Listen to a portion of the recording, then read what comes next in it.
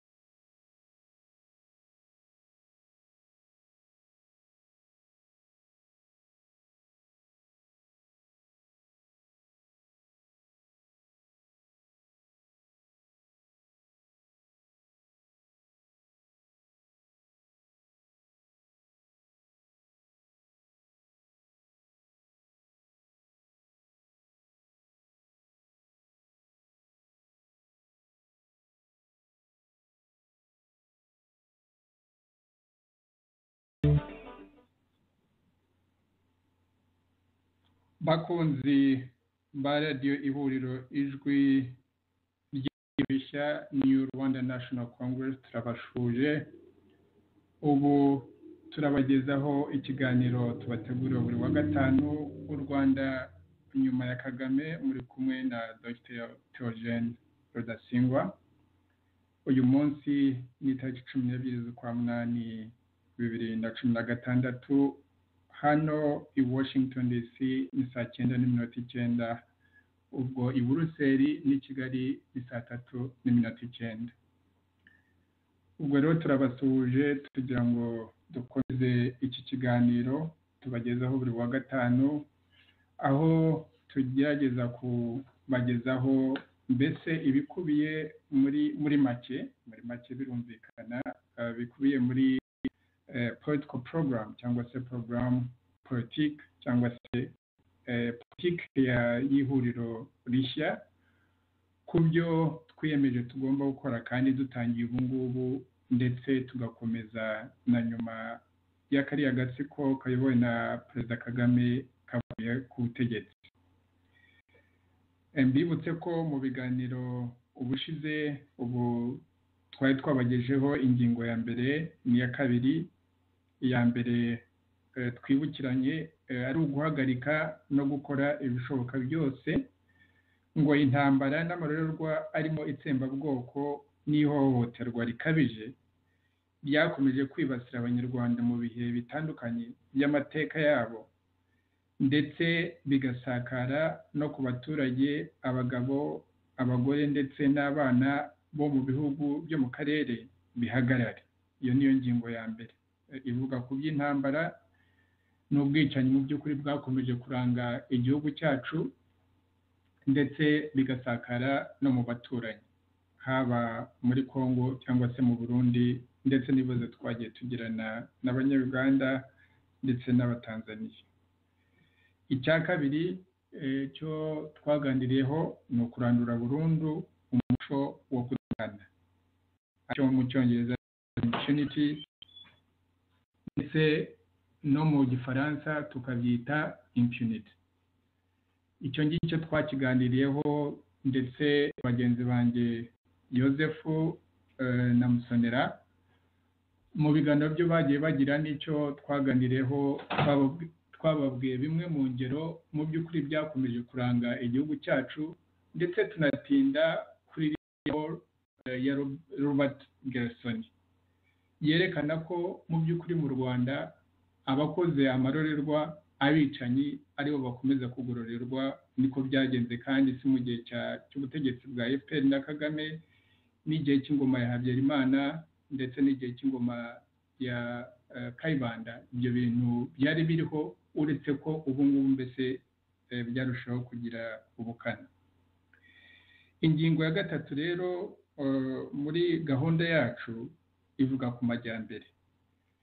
Turavuga tuti gukora ibishoboka byose kugira ngo abatuye u Rwanda bagere ku mibereho n'iterambere bisaranganijwe, bitikubiwe na bamwe.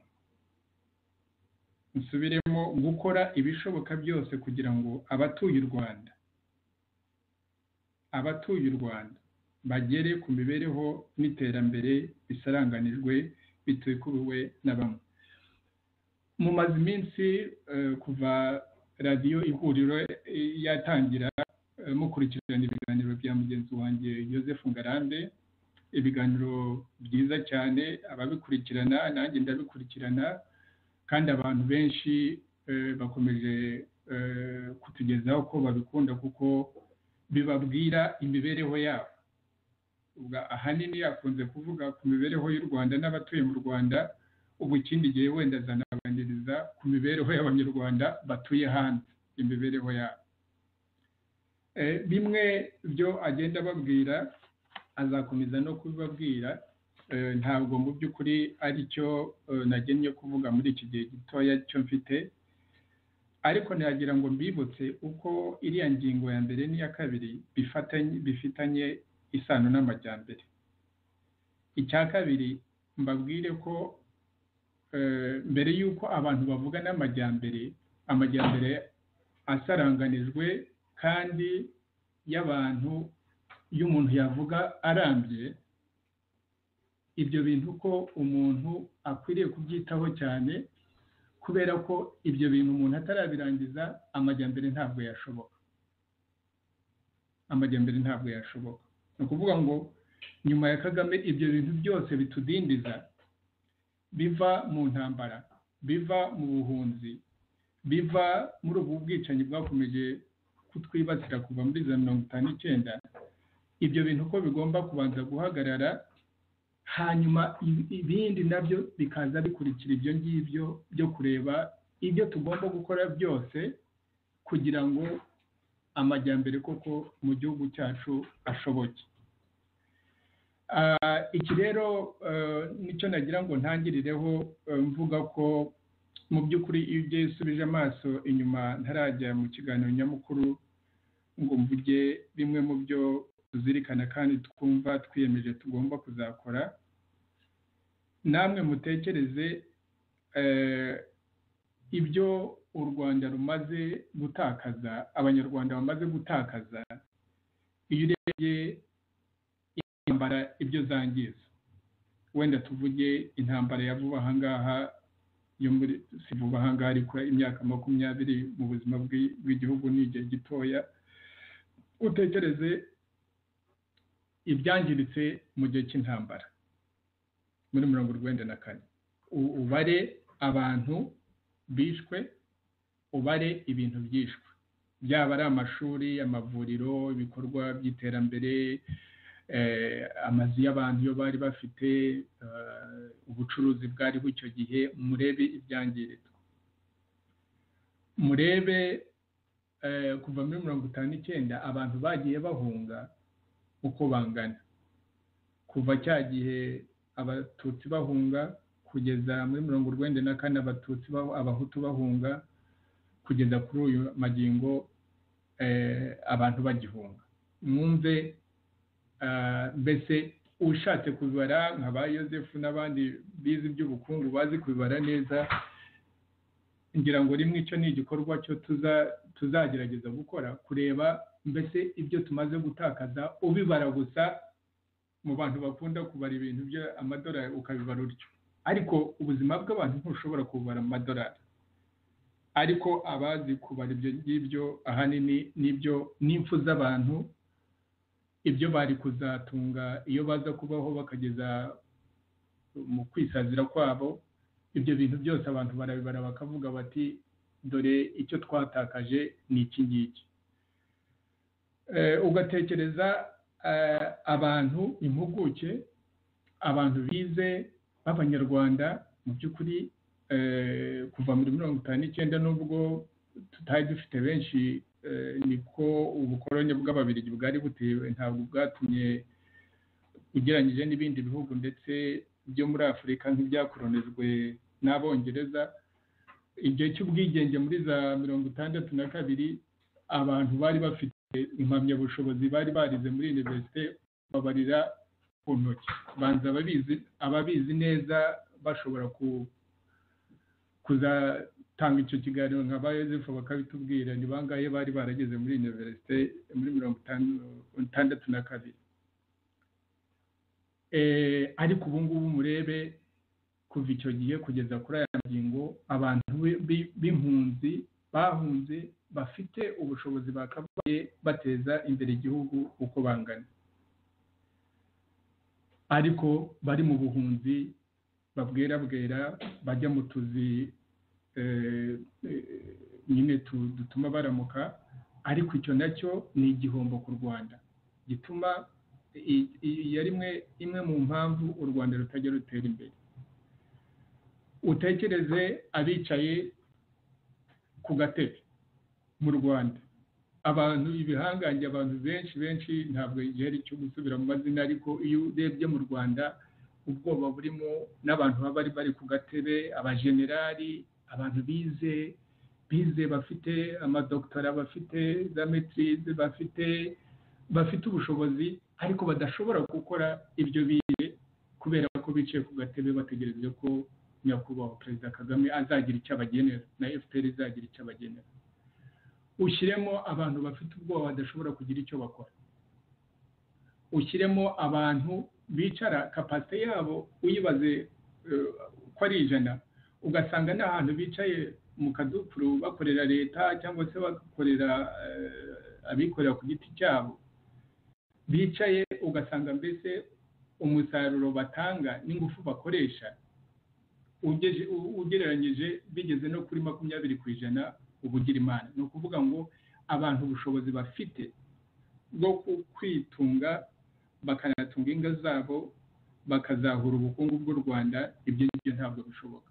Iyo rero ni ikintu cya mbere nagira ngo ntangirireho mvuge ko kiriya kintu cya mbere n'icya kabiri, iriya muri ziriya ngingo uko ari ebyiri: intambara, ubuhunzi, ubwicanyi, umuco wo kudahana na politiki y'udutsiko n'imikorere y'udutsiko, guheza, politiki yo guheza bamwe igatonesha abandi, ikibagirwa rubanda nyamwinshi. Sivuga rubanda nyamwinshi mu by'amoko, ndavuga ko abanyarwanda benshi muri ziriya miliyoni hafi zigera kuri 12 yuko abenshi baba Abahutu, Abatutsi n'Abatwa ni abakene. So rubanda nyamwinshi ni abakene, rubanda nyamwinshi ni abahinzi borozi. So ibyo kuba udutsiko rero twibagirwa iyo nyamwinshi, icyo ni ikintu gikomeye gituma abantu batajya batera imbere, igihugu cyacu kitajya gitera imbere. Nahoze ndebe nakurikiranaga ibyo mugenzi wanjye Joseph Ngarambe yatubwiraga ubushize, atuganira mbese umwenda w'u Rwanda ufite, ukuntu u Rwanda mbese rukunda ziriya projet, iriya mishinga yo yise ngo ni inzovu nyamweru, inzovu nyamweru, white elephants, ari byo mbese byimakajwe n'ubutegetsi bw'agatsiko ka Kagame. Nagerageje kureba hari igipimo Loni ikunze gukoresha muri za raporo zikunze kwandikwa zanditswe kuva mu 1990, iyo bita Human Development Index. Mbese ni igipimo cyo kureba iterambere ry'ikiremwamuntu. Icyo gipimo rero Human Development Index babyandika buri mwaka. Umwaka wa 2015 niyo raporo iheruka. U Rwanda ibihugu bakabiha amanota, bakareba icya mbere n'igikurura n'icya nyuma. Ibihugu byo muri Afurika ibyinshi nibyo bya nyuma. U Rwanda rero rufite umwanya w'163 mu bihugu 188 biri muri iyo raporo, kandi mumenye yuko ubwo bakavuga ko u Rwanda mbese rurusha ubukire Uganda, Benin, Ethiopia, Gambia, Congo, Liberia, Guinea-Bissau, Mali, Mozambique, Sierra Leone, Guinea, Burkina Faso, Burundi, Chad, Eritrea, Central African Republic. Ngo icyanyuma gikurura 188 ni Niger. Icyo ni ikindi cyo Joseph ahora ababwira mu biganiro bye, avuga ko mbese hariho industry mbese abantu b'inzobere bazobereye mu bintu byo gutekinika imibare, kwerekana u Rwanda uko turi urutare. Ejo yababwira ukuntu batekinika, bakabwira ko umwenda w'u Rwanda udakabije iyo ugereranyije n'ibindi bihugu byo mu karere, nyamara ntushobora no kumenya uwo mwenda ukuntu ungana kubera ko babitekinika ibindi bakabihisha. Ejo yaratangiye kubayishurira mu by'ukuri umwenda wo nyakuri ukuntu ungana. Nibi ngibi rero kuvuga ngo u Rwanda rurusha ubukire Uganda na Benin na Ethiopia na Gambia na Congo, umuntu uzi u Rwanda n'ukuntu rubayeho muri iki gihe, ngira ngo wacishije mu kuri wasanga ko ibyo ngibyo ari ugutekinika. Kandi nubwo baba batekinitse, murumva umwanya wo bafite w'163 ntabwo ari umwanya ugendana n'imyifatire y'agatsiko, n'imyifatire ya Kagame ubwe n'ako gatsiko ke, cyane cyane ko ari uburezi, ari ubuzima, ari n'ibyo abaturage bakora ubundi byakabaye bibahesha ibibatunga. Tuzi neza ukuntu byazahaye mu Rwanda. icyo cyari igipimo kimwe cyo nagira ngo mvuge, ngira ngo tuzasaba Yozefu mu biganiro bitaha azagira icyo avuga kuri izi za raporo. Ni imyanya y'u Rwanda rukunze kwiha n'abarushyigikiye, ntabwo ari rwo rwonyine, kuko aba bandika za raporo hari ukuntu u Rwanda rubapfuka amaso, ariko nabo babifitemo inyungu kwerekana yuko ibyo bagiye barutangaho ko byari agaciro, ko u Rwanda ruriho rutera imbere. So u Rwanda muri Human Development Index, icyo gipimo cy'iterambere ry'ikiremwamuntu, umwanya murawumva ni mubi cyane, kandi ugomba kuba uri n'inyuma, ari mu bihugu bya nyuma birenze ibyo bavuga ngo u Rwanda rurusha ibihugu 25 ku isi gusa, hafi ibyo bihugu byose n'ibyo muri Afurika. Icyo nacyo ni ikintu nagira ngo ntangiriraho. Mu bintu rero bijyanye n'amajyambere, ibyo twumva nyuma ya Kagame tugomba kuzitaho, mu by'ukuri nagira ngo mbicemo ibice bitatu. Ibya mbere mu by'ukuri ni ibyo umuntu yareba mu rwego rw'abanyarwanda, baba ari abatuye mu Rwanda ari n'abatuye hanze y'u Rwanda, abenshi ni impunzi n'abatari impunzi, bafite uburenganzira bwo gusubira muri icyo gihugu cyabo.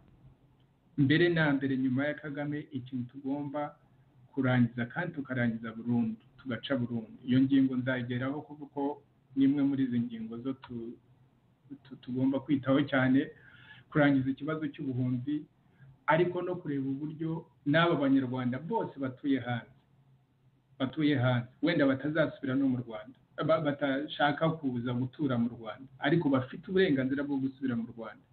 Abo bantu bose bafitiye akamaro igihugu cyacu, bafitiye akamaro ingo zabo n'abavandimwe babo. Icyo kintu rero tugomba kuzacyitaho, cyo kurangiza burundu icyo kibazo cy'ubuhunzi, ndetse no kwitaho cyane uburyo abanyarwanda batuye hanze aho kwirirwa tubahiga, leta ibahiga, bamaneko bahiga, babica, ahubwo turebe uburyo aba banyarwanda bagirira akamaro igihugu cyacu. Kandi hari ubukorikori bwinshi, hari ubumenyi bwinshi abanyarwanda muri ubwo buhunzi twavuze kuva muri za 1959 bagiye babona, bagiye bashobora kwiga. Ntaho umunyarwanda atari kuri iyi si, kandi aho bagiye bajya hirya no hino hari ibintu bagiye bahaha mu bumenyi byatugirira akamaro. Icyo ni icya mbere cy'umuntu tugomba kuzitaho. Ikindi cya kabiri tugomba kuzitaho nyuma ya Kagame, ni ikintu cyo kugerageza kureba ngo ubutunzi igihugu gifite nta handi buri uretse mu baturarwanda, mu banyarwanda ubwabo. Nibwo butunzi bw'ibiri igihugu gifite. Igihugu ntabwo ari iyo misozi gusa, ntabwo ari ibiyaga gusa iyo twumva nyine mu ndirimbo nziza zitaka u Rwanda, cyangwa se amagorofa iyo kariya agatsiko gategeka i Kigali ubu ngubu gasigaye gakanisha cyane, imihanda ikubuye. Ibyo umuntu ashobora kubara mu bintu bishobora kuba ari byiza, ni ibintu byiza, kandi koko dukwiriye kuba hasukuye, tukagira imihanda myiza, n'ibyo biyaga byacu n'iyo misozi ni ubukire bwacu, ni ubukungu bwacu. Ariko mbere na mbere ubukungu igihugu gifite ni umunyarwanda. Ariyo mpamvu rero ikintu tugomba kuzitaho ni ugushora imari iyo ari yo yose, iyo twaba tuva mu gihugu twiremeye ubwacu cyangwa se tugurije hanze, kureba ngo ibyo tuyishoyemo ni ibintu bizamura ubumenyi, ubukorikori n'imibereho y'abo baturage bacu. Ariyo mpamvu ikintu cy'uburezi, ikintu cy'ubuzima, ikintu cy'ubuhinzi bworozi, ibyo bintu bikomeye cyane tugomba kuzinvestisamo igice kinini cy'ubukungu bwacu. ubu ngubu siko bimeze, ntabwo ariko bimeze. Ibyo ngira ngo mukunze kubikurikirana mu biganiro byo Joseph abaha, namwe murasoma, benshi muri mwe muri impuguke, murabizi kuturusha uko ubuzima bw'abanyarwanda bumeze, uko uburezi mu gihugu bwifashe, uko ubuhinzi bworozi bwifashe. Iyo rero amajyambere adashingiye kuri abo twita nyamwinshi, Rwanda nyamwinshi, nongere nsubiramo ndavuga nyamwinshi kubera ko abanyarwanda benshi, simvangura ngo mvuge ngo abahutu, abatutsi n'abatwa, abanyarwanda benshi, umubare munini, igice kinini, 90% n'umusago ni abakene. Ariko mu mibare y'abatekinika, ubwo ni mu bisoma siko muzayibona, ariko turabizi. Ugiye Ruhengeri ukajya Byumba, ukajya Nyagatare, aho muri za parke, numvaga Joseph atanga ikiganiro avuga abantu b'abanyanka ahantu bajya kuvoma amazi bagasangira ibiziba, amazi y'ibiziba hamwe n'inka zabo, ari abo ba nyir'inka. Murumva uburwayi n'impfu zibabaho kubera ayo mazi ameze atyo, n'izo nka zabo zikarwara zigapfa. Aho wajya hose, haba Kiwe, haba Gikongoro, uko bahita muri iki gihe, dore ko ubu nyine u Rwanda baruhaye andi mazina kugira ngo basibase uko abanyarwanda bari bazi u Rwanda. Ariko wajya kureba ugasanga abakene mu Rwanda nicyo gice kinini kandi bamerewe nabi. Ariyo mpamvu rero inzira, iyo turebye ibihugu hirya no hino ku isi mu mateka y'isi, ari ibi ngibi by'ibihangange duturemo, Abanyamerika, Canada, Japan, mu Burayi, Ubufaransa, Abadage, Ububiligi, Abongereza, ukajya muri Aziya ukareba ibyo Abashinwa bakoze kugira ngo bazamuke, cyangwa se Abarusiya, cyangwa se n'Abahinde, cyangwa se Australia, New Zealand, ukareba ibihugu bya South Korea na Malaysia na Singapore, Taiwan, bimwe mu by'ukuri byari bikennye kurusha ibihugu bimwe byo muri Afurika muri za 60, ukabona byo byarazamutse, ibihugu byo muri Afurika bikiri inyuma, u Rwanda narwo rukiri inyuma. Icyo ni ikikwereka yuko, ukareba ibyo bashoboye gukora kugira ngo bazamuke, muri byo hafi byose ibyo bihugu mvuze kugira ngo bitere imbere, umutungo wabyo barushijeho kuwushyira mu burezi, birushaho kubishyira mu buzima, kuzamura ubuzima bw'abaturage. Bimwe bitangira nyine kubera ko ibihugu byose bikennye, bitangirira ku buhinzi bworozi, bikagenda bizamuka aho bigenda bikora ibindi bishobora kubazanira ubukungu. Ibyo ngibyo rero niho tugomba kuzashyira uwo mutungo wacu. Ibyo kubaka amagorofa, kubaka imihanda Kigali, kugura amadege, kugura za drone, narumvise nakurikiranye ikiganiro cya Joseph, ndimo guseka cyane ko nabisomye no kuri za CNN, bavuga ukuntu mbese ngo u Rwanda ngo ubu ngubu ngo rufite za drone, ngo drone ngo zizajya ngo muri urgence, muri emergency, ngo ruvana ngo amaraso mu gice kimwe cy'u Rwanda ngo bigatwara amaraso mu kindi gice cy'u Rwanda. Tekereza u Rwanda, ayo maraso ze bazaba bayavana hehe, bayatwara hehe?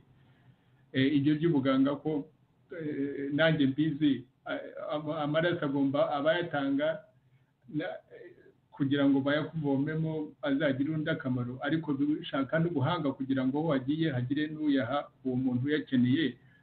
Muri uko ibintu bifashe mu Rwanda, iyo drone izajya iyavana he, iyatwara? Ni ibintu mbese biba bisa nk'aho bisekeje, ni za baringa cyangwa se za projet zo Joseph yise inzovu nyamweru. Ibyo ngibyo byose icyo igikuru ni ukureba ngo mbese umutungo w'igihugu, waba ari uwo wavanye hanze, wahashye hanze, waba ari uwo mu gihugu, yuko ugomba kuwushyira mu burezi, mu buzima, mu bitunze igice kinini cy'abaturage, aribo buhinzi bworozi, ndetse cyane cyane mbese sinzi uko babyita, ndagerageza gushaka izina mu kinyarwanda, ibyo bita small and medium enterprises, mbese enterprise ziciriritse. Izo enterprise ziciriritse zaba ari izanditse mu mategeko cyangwa se izitanditse, nizo usanga hariyo mu gakinjiro, niho hirya no hino ubona mbese bari abantu bafite ubukorikori n'ibyo mu mijyi yose y'u Rwanda ndetse no mu bice byose by'u Rwanda. Kandi si u Rwanda gusa, igice kinini cya za enterprise muri ibi bihugu binakize nka Amerika, igice kinini 90+, ntabwo ari amakompanyi nka za Google, nka za Microsoft n'ibindi, ni za enterprise ziciriritse, nizo mbese zitanga umurimo kurusha izindi enterprise zose. No muri Afurika nuko igice kinini abantu bajya imirimo iboneka muri izo za enterprise, ari izanditse mu mategeko ari n'izitanditse.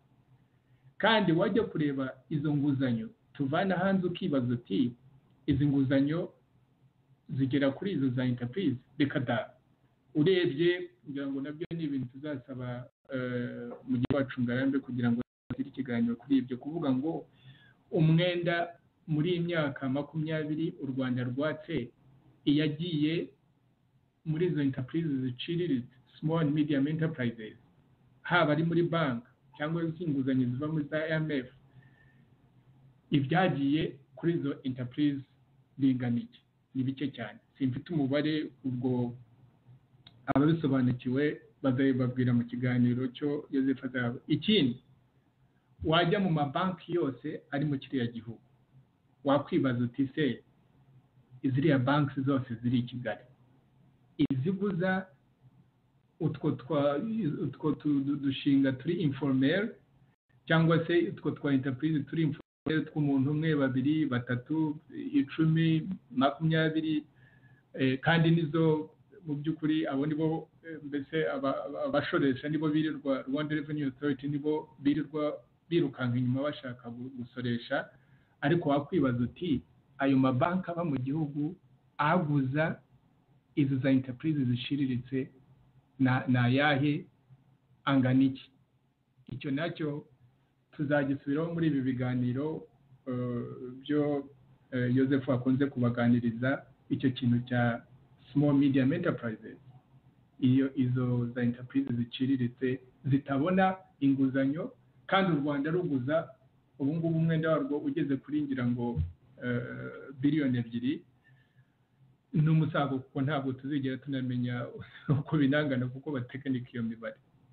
Ukuvuga ngo nyuma ya Kagame twebwe ibi ngibi nibyo tugomba kuzibandaho: uburezi, ubuzima, ubuhinzi bworozi, iyi mishinga n'izi enterprise ziciriritse, haba ari byo dufite mu gihugu cyacu, ari n'ibyo tuguza n'amabanki yo mu gihugu n'amabanki yaho tuzajya kuguza hanze. Tuzabemeza yuko abanyarwanda ari mu by'ukuri bagomba kubona, iyo niba twaguzije ko bigomba kugira uwo musaruro, tukabibiba muri abo bantu, kuko umwenda tuzawusigira nta bandi n'abana bacu n'abuzukuru bacu, yewe harimo n'aba Kagame n'abana b'agatsiko bakoresha kwirirwa baduhiga batwica. Ubwo mu byo tuba tuteganya, kuko abo bana n'abuzukuru be ntabwo nta cyaha bafite, nta cyaha bafite, ubwo nabo turabateganyiriza. Ikindi cyo tuzakora ni ikintu kijyanye no kugarura, guha agaciro igifaransa ndetse n'indimi, igiswahili, icyongereza, kugira ngo ako kabe akarusho abanyarwanda bafite bashobora gukoresha kugira ngo babone ibibatunga, kandi bashobora no kuzamura igihugu, cyane cyane mu karere karimo igifaransa, karimo igiswahili. Urumva niba umunyarwanda ashobora kuvuga indimi 3, wenda akongeraho n'igishinwa, akongeraho n'igihinde, akongeraho n'igispanish, urumva ko ari akarusho umunyarwanda azaba afite, aho guca indimi. Ahubwo turashaka kuzaziha agaciro gakomeye cyane, kuko nibyo mu by'ukuri bizatunga u Rwanda mu myaka iri imbere, dutangiranye n'icyo gihe nyuma ya Kagame. ikindi tugomba kuzitaho ni uko u Rwanda rutuye mu karere, niho rwavutse, niho ruzakurira, niho ruzakomeza kuba, ntawe utoranya umuturanyi. Iyo ubanye neza n'umuturanyi musangira bike mugasangira na byinshi, murahahirana. ubu ngubu gahunda ya Kagame n'agatsiko ke kabaye guteza imvururu no kurwana no kubiba ubwicanyi n'inzangano zikomeye cyane tugomba kuzahosha nyuma ya Kagame. Ubwo icyo ni ikindi tuzasubiraho nyuma muri iyi gahunda kuzabaganirizaho imibereho y'u Rwanda mu karere. Icyo kintu kumva ko tugomba guhahirana n'abaturanyi bafite ibihugu binini, aho gutekereza ngo reka tubijyemo tujye kubisahura, ngo reka duteze imvururu ngo dusahure nk'ukuntu bimeze. Icyo ni ikindi ntabwo nshaka kukijyamo uyu munsi, tuzabivuga tuvuga intambara muri Congo n'izi mvururu ateza mu Burundi. Aho kugira ngo uteze intambara, ahubwo ugomba kuvuga uti ese aba bantu nabana nabo nte kugira ngo nzajye guhaha iyo nabo bazaguhaha iwanyu, tuzahahirana. Icyo kintu ni ikintu cyo tugomba kwitaho. Ejo numvaga ikiganiro cya Yozefu ababwira ibintu bya CPGL byasenyutse, byo basenye. Hari ibinyine bya East African Community nabyo mu by'ukuri ahanini nka Kagame na bamwe mu karere bakoresha kugira ngo mbese bimakaze ubutegetsi bushingiye ku gitugu. Ariko nyuma ya Kagame ibyo bintu byo kureba ko haba imiryango iyo tugomba gushyigikira kandi tugomba kubamo yatuzanira agahenge kandi ikatuzanira umusaruro, haba ari mu mibanire y'ibihugu hagati y'u Rwanda na Congo, hagati y'u Rwanda n'u Burundi, hagati y'u Rwanda na Tanzania, hagati y'u Rwanda na Kenya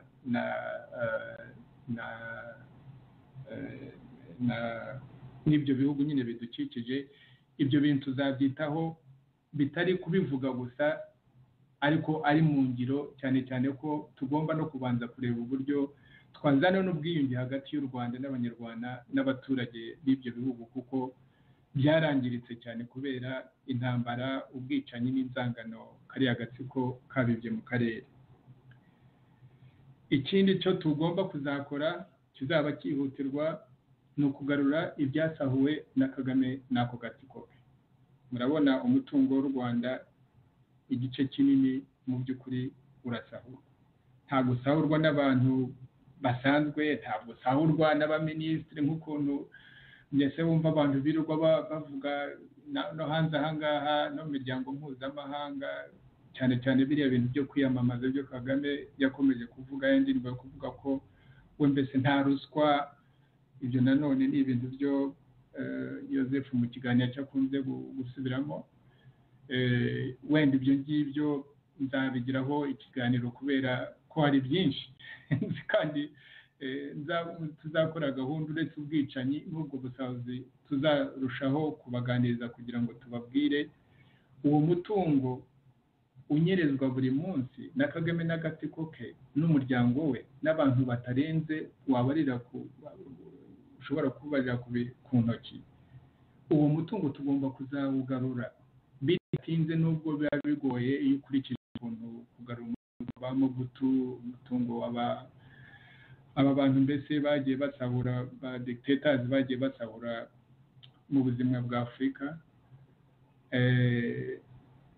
Kugarura baca bo muri za Nigeria n'abandi ntabwo biba byoroshye, ariko ni gahunda yo dufite yo kuzagarura umutungo kugira ngo noneho uwo mutungo nawo tugombe kuzareba uko tubiba mu Banyarwanda muri biriya byo navuze: ubuzima, ubuhinzi, ubworozi, iriya mishinga nyine iciriritse cyangwa se enterprise iciriritse, uburezi n'ibindi byo nagiye mvuga. Ariko ikindi cyo nakongeraho cya umutungo nk'uwo tugomba kuzawukoresha ni uko ibi bihe byose izi ntambara n'ubwicanyi dushingiye imfubyi n'abapfakazi batabarika, tutazi n'umubare wabo. Ntabwo tuzi umubare w'abapfakazi n'imfubyi dufite, kuko niba abantu bashobora kuba bazi imfubyi n'abapfakazi dufite z'abazize jenoside, abatutsi bazize jenoside, ariko umubare w'abapfakazi se n'imfubyi w'abahutu z'abahutu baguye muri Kongo ntabwo tubizi. Ntabwo tuzi umubare w'abantu baguye mu Rwanda. Ziriya mvururu zose twagiye tuvuga nk'ubu ngubu mu cyumweru gitaha, mutubabare twari twabasezeranije ko kuwa gatatu ushize ejo bundi twakubaganiriza ku bya Kibeho, ntibyadushobokeye kubera za gahunda nyinshi, ariko ndabararitse kuwa gatatu mu cyumweru gitaha tuzavuga kuri Kibeho. Imfubyi n'abapfakazi ba Kibeho ni bande? Ni bangahe? Barihe? N'abo twavuze ba jenoside, abacikacumu b'abatutsi, ni bya bindi byanyureje ko twumva ngo bashyizeho ibigega uko byakoze. Ngira ngo hari benshi bagiye babiganizaho, Musoni ngira ngo nabyo azagira igihe abibaganirizeho. Urumva u Rwanda dufite abapfakazi, dufite imfubyi zitagira umubare.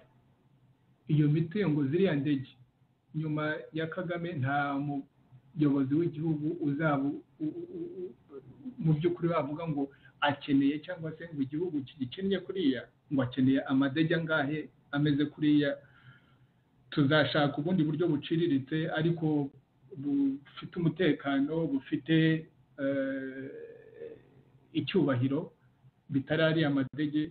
Ariko byose iyo mitungo yibwe, umuntu ashobora kuyigurisha, noneho n'imwe muri iyo mitungo aho mu mabanki, aho amafaranga ahishe hirya no hino, tukayakoresha kureba uburyo twafasha izo mfubyi n'abapfakazi kugira ngo bashobore kuzamura imibereho yabo. Ikindi cyo tugomba kuzakora byanze bikunze ni ukureba ngo abantu bavuye mu ngabo, wenda icyo tuzagisubiraho nimba mbaganiriza ku kibazo cy'uburyo duteganya mbese kuzareba uburyo igisirikare kigomba kuba giteye mu gihugu. Igisirikare, umubare w'abantu ugomba kuba ungana n'igihugu tungana, kirimo abantu barimo abapfubyi n'ubukene bungana kuriya. Ntabwo dukeneye ufite amahoro n'abaturanyi, ufite amahoro n'abaturage bawe, ntabwo ukeneye ibikoresho bingana kuriya, ukeneye abasirikare bangana kuriya. Kimwe rero tuzakora ni uko hari abantu benshi bazava mu gisirikare. Hari n'abahoze mu gisirikare tuvuga ngo ni igisirikare cyatsinzwe na FPR, nyamara umuntu abi mu bintu mu nyungu z'igihugu no kureba ngo tubonye amahoro arambye. Biranashoboka yuko ari abavuye mu gisirikare cya FPR, ari abakoze muri icyo gisirikare cya leta ya Habyarimana, ndetse harimo n'abo abagomba kuzava mu gisirikare, kubera ko abenshi n'abana mu by'ukuri twakabaye turera. Abantu baba mu gisirikare cy'u Rwanda n'abana dukwiriye kuba turera, ntabwo ari abana bakwiriye kuba bafite za Kalashnikov batozwa kwica, bajya mu ntambara zo bagenda bagwamo z'urudaca aho ngaho muri za Kongo no mu Burundi, cyangwa se bakaguma aho ngaho mu gihugu. Nyamara abana bacu, abana babishoboye, abana ba Kagame, abana b'agatsiko, nibo bari hirya no hino ku isi, nibo bari muri Amerika, nibo bari mu Burayi, nibo bari muri South Africa, bo bariga. Ese abo bana tuvuga ngo ni abasirikare birirwa bahetse izo mbunda, sibo dukwiriye no gutangiriraho, noneho tukagira na gahunda yo kubashyira mu mashuri, ndetse bya bindi byo nahoze mvuga yo kubashakira ibyo bagomba gukora, byaba ari mu buhinzi bwose cyangwa imishinga iciriritse. Iyo tugomba noneho kujya kubahahira, tuvuga ngo tugiye kuguza World Bank kugira ngo abantu bahoze mu gisirikare, ari aba FPR, ari aba FARC, ari nabo tuvanyemo muri icyo gihe ako gatsiko kazaba kamaze, abo bantu tujye kubaguriza, kubera ariko dukoreshe n'ibyo dufite. Ariko n'ibyo tujye kuguza tuzi ngo ubwo dushoye imari mu bintu bizagirira akamaro abanyarwanda, kandi bizanatuma n'uwo mwenda wo twatse ejo bundi tuzashobora kuwishyura. Icyo ni kimwe icyo kintu tuzashaka umwanya wo kongera kugisubiraho kugira ngo tucyumve neza. Ibyo ni bimwe mu byo nagira ngo mbabwire, mu tuzakora. Ibyo ni ibintu byinshi, ubwo tuzagenda tugira igihe cyo kugenda tubaganiraho ingingo ku yindi. Hari ibintu bitatu inkuru nagira ngo mbahe ibereka ikibazo cy'u Rwanda ukuntu kiremereye. Imwe mu by'ukuri nagira ngo mbese nsangire namwe ikintu cyo nzi, kubera ko muri 1995 ubutegetsi bwa FPR bumaze kujyaho, nagiye mu ruzinduko muri Tanzania, mbonana na mwarimu Nyerere. Urumva ni umuntu yubaha cyane, wagize akamaro muri Afurika, agirira akamaro Afurika, ntabwo ari Tanzania gusa. Numva mu bintu by'inzozi ari umwe mu bantu nahoraga nifuza uwazampa rimwe guhura na Nyerere. Ubwo mbese ni inzozi zanjye, mbese ibyo nasabye narabibonye. Ndamubaza, urumva muri 1995 ni umuntu wari umaze gusaza, wavuye ku butegetsi kandi abyivanyeho abiha abandi. Ndamubaza ari bike twaganiriyeho, uretse kumusanga ahantu hacitse mu nzu iciriritse, ku gatebe korohereje n'igisoro cya kindi bavugurizaho. Nabaza inti mu bintu byo wumva wakwishimira wagezeho ni ibihe, ibyo wumva utashoboye kugezaho ni ibihe? Arambwira ati kimwe mu byo nishimira cyo nakoze ni uko nashoboye kubaka ubumwe bw'Abatanzaniya. Nicyo rwose yatangira ko nashoboye kubaka ubumwe bw'Abatanzaniya. Ati mu byo ntagezeho, avuga ikintu cy'uko yahoze yifuza ko u Rwanda n'u Burundi mbese byaba igihugu kimwe na Tanzania ndetse na East Africa, cyagiye na ba Obote na ba Kenyatta bakiriho bashaka gukora igihugu kimwe cya East Africa, ntibyabashobokeye. Ariko ni kimwe mu byo yavuze ati iyo tuza gushobora u Rwanda n'u Burundi kuba dufite igihugu kimwe, ati wenda izi mvururu hagati y'Abahutu n'Abatutsi n'ubu bwicanyi byashoboraga kuba bitarabayeho. Iki ni ikintu cyerekana ese yuko kugira ngo ubukungu bw'igihugu buzamuke, rimwe na rimwe hari ibintu by'ibanze ugomba kubanza ugakora, ari byo ugomba gushingiraho kugira ngo wubake n'ibindi. Ibyo mwarimu ya Nyerere rero yavugaga nta kindi ni uko ubukungu bw'igihugu ntabwo ari amatafari, ntabwo ari amagorofa, ntabwo ari amadege, ntabwo ari amamodoka nk'ibyo nyine birirwa batubwira ngo imihanda ikubuye dukunze kubisubiramo. Muri ubwo bukungu bw'igihugu hari umuco wacu, umuco w'Abanyarwanda, kuko umuco ushobora kubaka nk'uko ushobora gusenya. Ubukungu bw'u Rwanda ni uko tubana, imibanire y'Abanyarwanda hagati yabo, haba mu gihugu cyangwa se hanze y'igihugu. Ubwo ni ubukire bukomeye, kubera ko nibyo abantu bubakiraho no kubaka n'ibindi. Ubukire bw'igihugu nibyo twakomeje kuvuga ngo bugomba gushingira cyane cyane ku bumenyi n'ubukorikori abantu bagomba kugenda bubaka. Ariyo mpamvu ibyo dufite tugomba kubishora mu burezi ndetse no mu buzima bw'abantu. Ubukungu bw'igihugu nibyo twubaka, kandi tukabyubakana n'ubwo bushishozi n'ubwo bwenge tugomba kuvana muri ubwo burezi. Ubukungu bw'igihugu ni ibidukikije. Umuntu wese ujya mu Rwanda, u Rwanda ni rutoya cyane, niyo ugiye ukareba mbese ukuntu imisozi twayogoshe, amashyamba tuyabarira ku ntoki, ibiti tubibarira ku ntoki. Ibyo ni ibintu ubukungu bwacu, kandi bifite ingaruka ku mibereho yacu n'abana bacu n'abuzukuru bacu. Ubukungu bwacu ni ayo mafaranga iyo tugomba gushakisha mu gihugu, andi ibyo tugomba kubaka wenda tukaba twajya no kuguza. Ariko cyane cyane ubwo impamvu mbabwiye icyo kiganiro cyanjye na Nyerere, ni ukwerekana yuko aho tugomba gutangirira mu by'ukuri ni ku bumwe bw'abanyarwanda, ni kuri politiki y'igihugu. Ariyo mpamvu kuri twebwe ihuriro rishya New RNC, inkingi ya mwamba tugomba kubakiraho ni kwa kureba ko twabwizanya ukuri nyuma ya Kagame, tukareba ngo umunyarwanda uwo ari we wese yaba mu gihugu no hanze yacyo arishyira akizana, afite uburenganzira busesuye. Kuko ibyo ngibyo ufite uburenganzira busesuye, ukaba ufite ubumenyi, ukaba uri muzima, ibintu byo gushakisha amafaranga biroroshye, kubera ko ntabwo ari twebwe gusa, abandi babikoze mu myaka 20-30 bagiye babigeraho.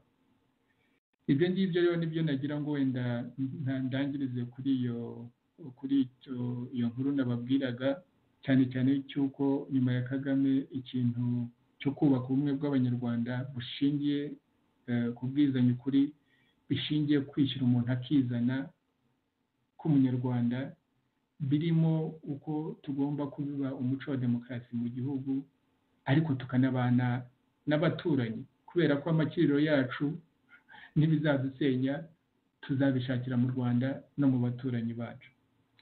Ni icyo ngicyo nagira ngo ndangirizeho. Ubwo tuzakomeza ibiganiro byacu nk'uko nasezeranyije. Ibyinshi mu byo maze kuvuga, ubwo bagenzi banjye bazagenda banyunganira babisubiraho, cyane cyane mugenzi wanjye Joseph mu biganiro bye bijyanye n'imibereho myiza y'abaturage ndetse n'ubukungu bw'igihugu. Ubwo rero kugira ngo mbasezereho, mbifuriza ijoro ryiza, abandi mbifuriza amanywa meza aho bukiri kare, kandi mbizeza yuko ibi biganiro byacu bizakomeza twungurana ibitekerezo. Murakoze.